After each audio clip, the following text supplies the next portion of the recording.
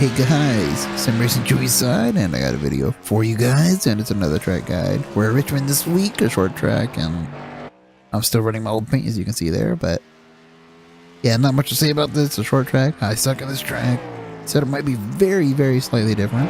As usual, I'll tell you what when we get to the lap. So anyways, here we go.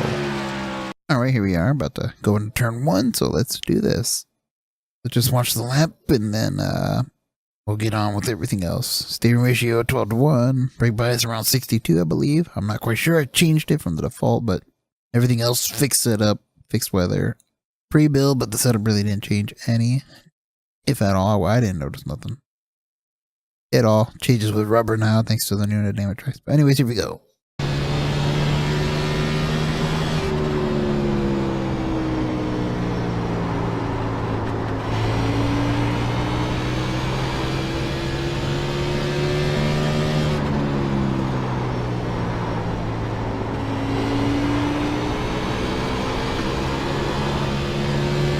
Alright, so there you have it for a 20.194. Let's knock a 10th off that to a 294, just for the fact is it's a slightly different, plus rubber will affect how it drives. Alright, so we're going to make our way into one. You can see the decals change. I kind of just noticed that. I didn't see the Monster Energy. But here's where I'm going to have trouble. It's describing where to tell you to turn and brake into turn 1. We're taking a whitish, sort of narrow arc. I can't explain it. It's like in between, both being wide and narrow. So like your narrow will be over here, wide will be turning in way later. But we're sort of in between that, so yeah, I'm on the brakes at this point.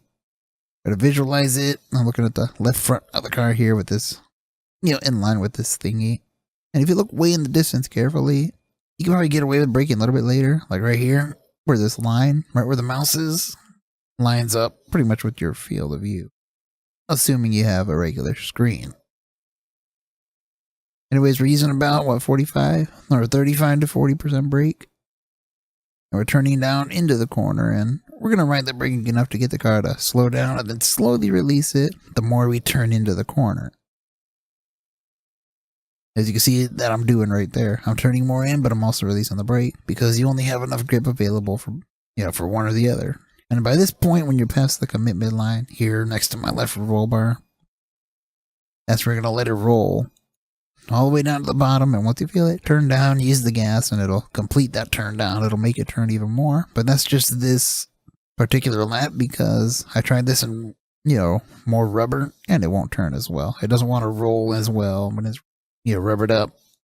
But after you see that I got it pointed and, center of the corner, we get back on the gas and power out.